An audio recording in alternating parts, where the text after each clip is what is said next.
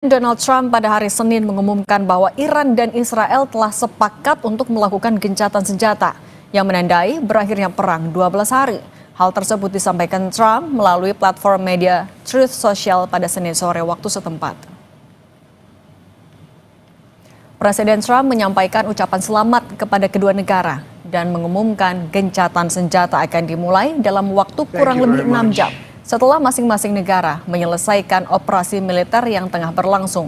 Gencatan senjata tahap awal akan berlaku selama 12 jam, di mana kedua belah pihak diharapkan dapat saling menghormati. Trump menyebut Iran akan jadi pihak pertama yang memulai gencatan senjata, yang kemudian akan diikuti Israel selama 12 jam berikutnya. Proses ini akan diakhiri dengan deklarasi resmi berakhirnya konflik bersenjata dalam kurun waktu 24 jam sejak dimulainya gencatan senjata.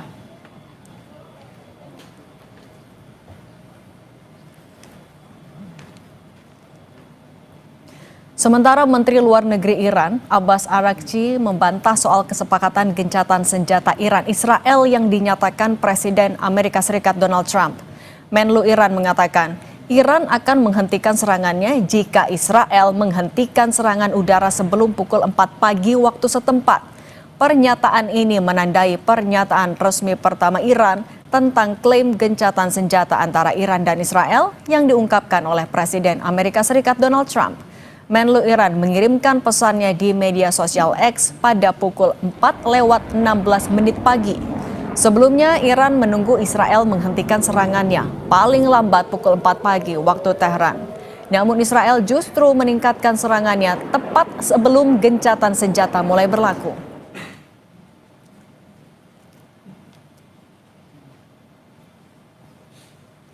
Menteri-menteri luar negeri Uni Eropa menekankan pentingnya solusi diplomatik terkait situasi yang memanas di Iran. Kepala Kebijakan Luar Negeri Uni Eropa, Kaja Kallas, mengingatkan agar Iran tidak menutup Selat Hormuz karena dianggap sangat berbahaya dan tidak akan menguntungkan siapapun. Kallas menyatakan bahwa ada kekhawatiran terjadinya serangan balasan dari Iran setelah serangan terhadap fasilitas nuklir Iran.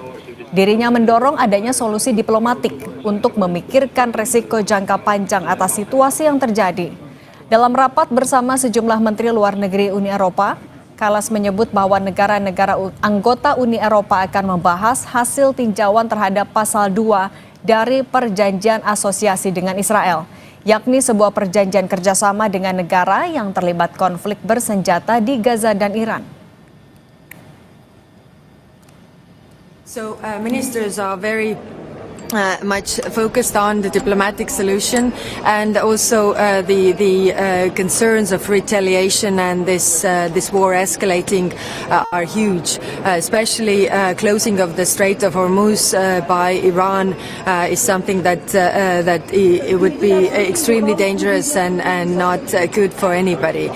Of course, we are discussing Middle East in broader sense, also after also Gaza and Article 2 of our association agreement with Israel. We have done the review. The review is ready. All the member states have it. Lalu bagaimana keberlanjutan perang Iran-Israel usai diumumkannya gencatan senjata oleh Presiden Trump? Kita sudah bergabung dengan Marsma Purnawirawan Agung Sasongkojati selaku pakar strategi udara dan mantan pilot F5 dan F16 TNI AU, serta Guru Besar Kajian Wilayah Timur Tengah dan Islam Universitas Indonesia, Yoh Mahmudi. Selamat petang semuanya. Selamat petang, Mbak. Ya. Mas Yo, saya mau ke Anda dulu. Mas Yo, sebenarnya apa yang bisa kita baca dari pernyataan Presiden Trump yang mengaku ada kesepakatan gencatan senjata? Karena Iran sudah membantah. Israel pun mengamini bahwa target militer sudah tercapai bahkan melebihi, tapi informasi terakhir, berita terakhir, Israel tetap mengumumkan akan melanjutkan perang itu karena ada pelanggaran gencatan senjata. Apa sebenarnya ada di pikiran Amerika Serikat dan Israel?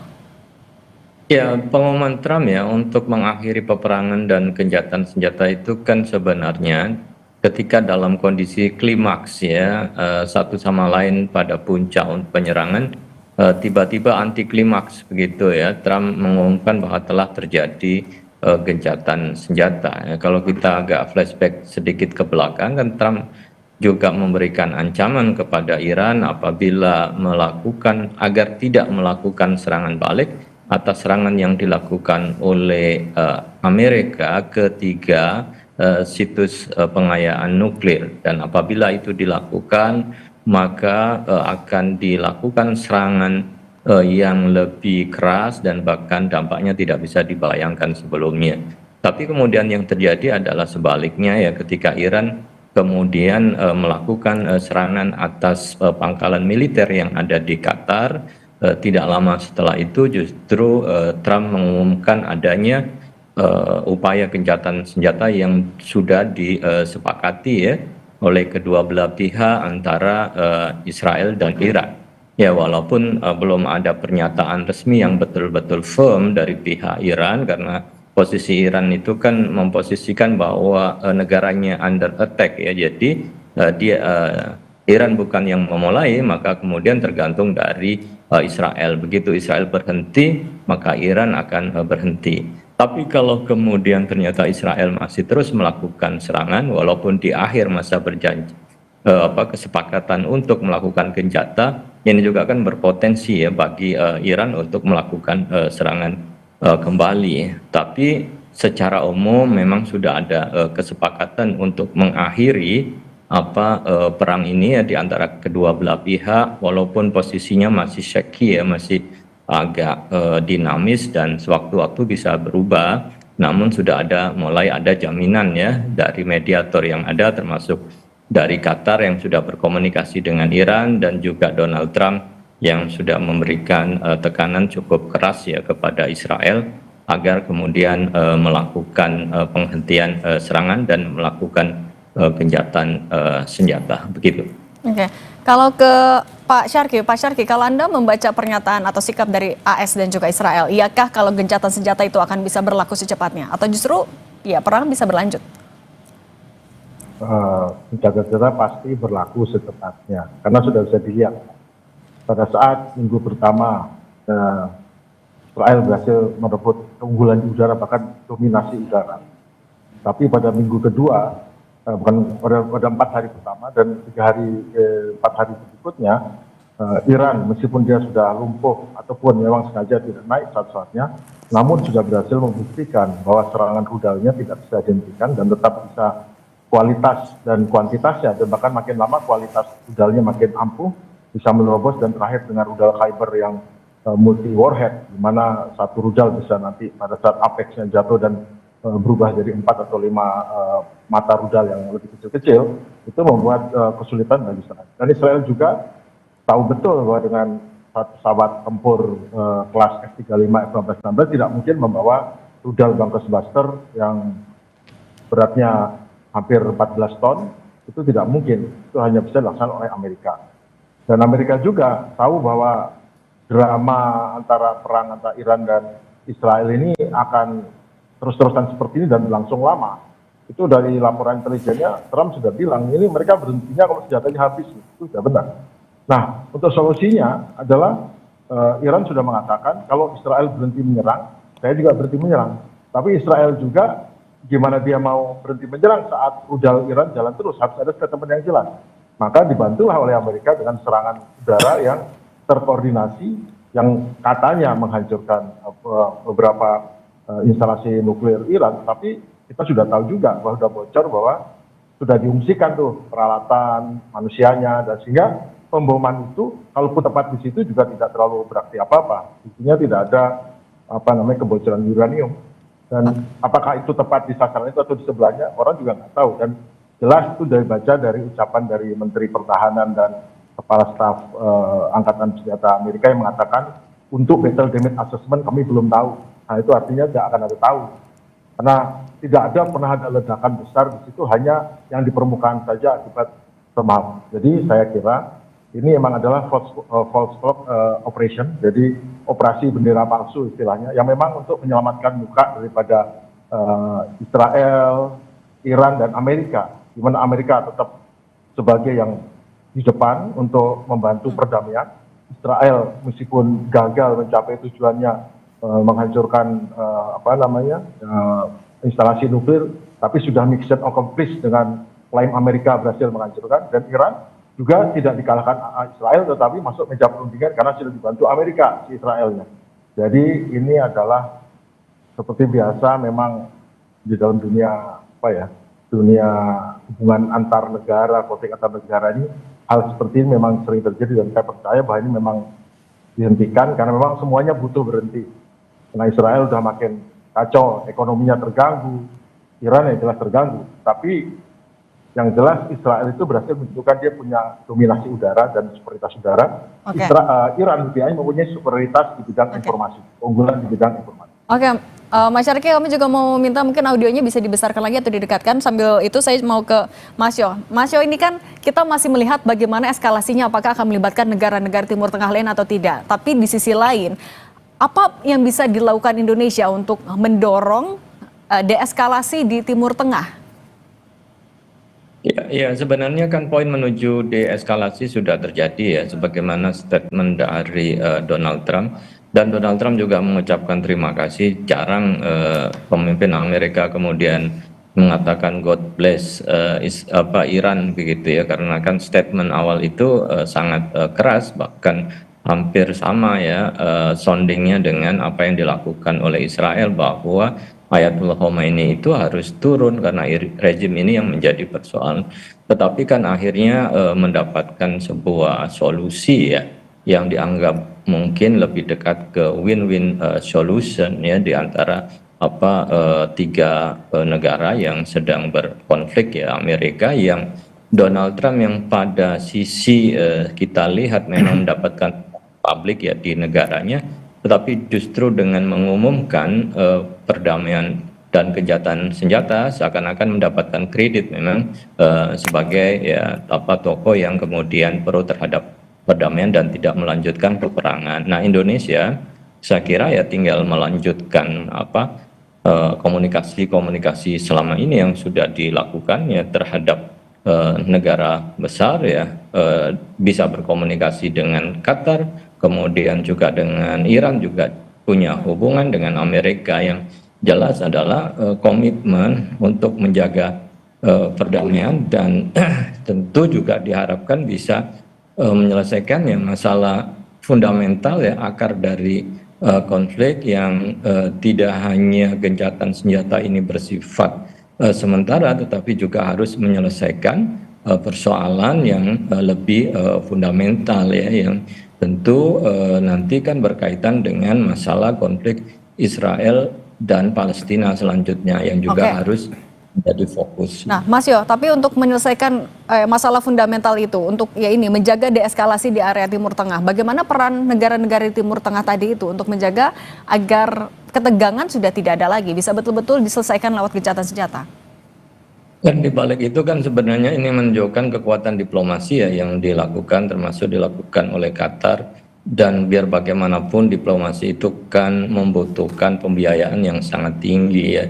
Kenapa kemudian Trump begitu cepat mengalami perubahan, kadang bimbang ya, antara tetap setia dengan Amerika atau kemudian melihat ya peluang yang lain untuk perdamaian. Karena kita tahu bahwa dalam beberapa minggu sebelumnya kan ada lawatan Trump ya ke Saudi, kemudian ke Qatar, ke Uni Emirat, yang itu mendapatkan investasi yang sangat fantastis ya dari ketiga negara besar itu, hampir mencapai 2-3 triliun US dollar, yang itu bukan angka yang kecil bagi Amerika ya yang sedang dalam kondisi ekonominya juga tidak baik-baik saja.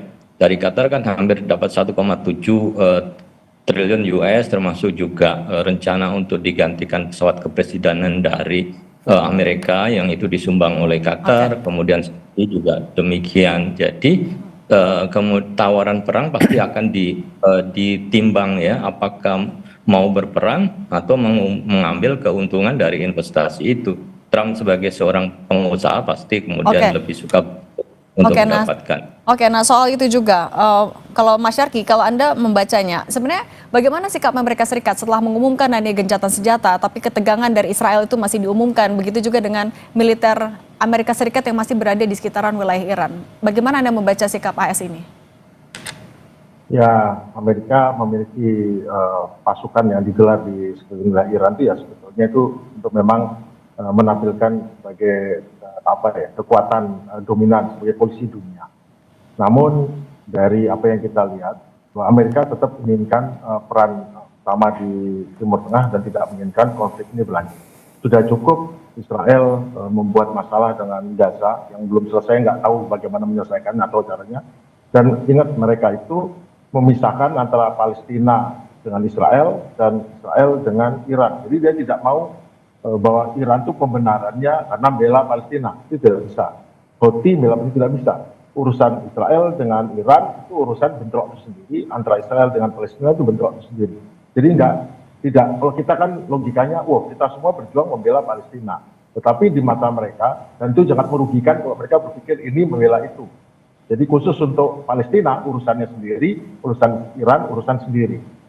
Jadi nggak ada kaitan antara membela asasi manusia tadi. Itu memang pakemnya Amerika di situ. Cuman memang harus kita perhatikan bahwa kepentingan Amerika yang utama dalam keputusan ini agar Amerika tetap menjadi leading atau pemimpin dalam politik di geopolitik di Timur Tengah. Oke, Mas Syarki, Iran kan berkali-kali menegaskan kalau akan melakukan serangan balasan bagi siapapun yang juga melakukan serangan. Dengan kita tahu fakta bahwa pangkalan militer Amerika Serikat di Timur Tengah itu tersebar di 8 negara.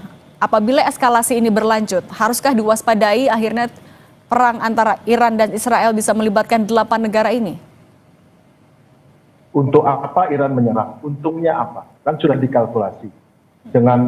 Jadi kan semua keuntungan itu kan bukan secara real berperangnya, tetapi bagaimana nama yang diperoleh, sambutan masyarakat, perhatian dunia, dan keuntungan apa. Perang dan diplomasi itu sama-sama adalah tawar-menawar, di mana diplomasi secara damai, perang secara kekerasan. Namun sebetulnya perang lanjut diplomasi lanjut perang, dan perang itu kan juga hanya perang militer, tapi ada perang ekonomi dan perang informasional. Namun sekarang di era media sosial ini, kadang-kadang pertempuran itu cukup hanya sekian persen, tetapi pembesarannya dengan media informasi, media perang informasi itu lebih besar. Sehingga bisa kita lihat untuk apa untungnya Iran melanjutkan. Karena secara informasi dia sudah menang, terus terang Amerika dan Israel ini sudah kalah dalam perang informasi dengan Iran. Di mana setelah minggu kedua, ketiga saat Iran berhasil mengkonter dan berhasil menyerang, dan meskipun hanya 10-20% rudal masuk, itu sepenuhnya bahwa Iran sebagai negara yang kelihatan lebih lemah, tetapi dia berhasil menghancurkan atau menghilangkan image dari Israel sebagai negara yang tangguh, tidak terkalahkan, dan akhirnya Israel mencari bantuan Amerika. Itu nggak bisa dihapus dengan mudah. Dan Iran sudah mencapai tujuannya dengan segala kehancuran dia alami, dia sudah mencapai tujuannya. Satu, tidak ada melakukan serangan proporsional juga ya, berarti? Nuklirnya hancur. Yang kedua, tidak ada satupun yang menyatakan bahwa Iran kalah oleh Israel. Itu udah kemenangan bagi Iran. Itu yang pertama. Nah, kalau Mas Yo mungkin boleh singkat saja, artinya siapa negara yang akan bisa mampu menengahi konflik ini, menjaga agar deeskalasi terus terjadi, gencatan senjata betul-betul bisa dilakukan, tidak ada konflik lanjutan antara keduanya? Ya tentu kan penjaminannya adalah Mas Yo, bisa dengar suara studio? Ya, negara-negara Teluk, kemudian Amerika berkepentingan untuk menjaga eksistensi Israel, dan Iran juga saya kira ya menjadi hal utama menentukan atas konflik dan stabilitas yang ada di situ. Tiga elemen itu saya kira di luar ya aktor-aktor yang lain saya kira menjadi penting untuk bisa menyelesaikan masalah di kawasan. Oke, baik. Mas Yoh Mahmudi, pengamat Timur Tengah Universitas Indonesia, dan Marsma Agung Sasongko Jati, terima kasih sudah berbagi Kompas Petang. Sehat selalu semuanya. Oke, sama-sama. Usai jeda di Kompas Petang, saudara.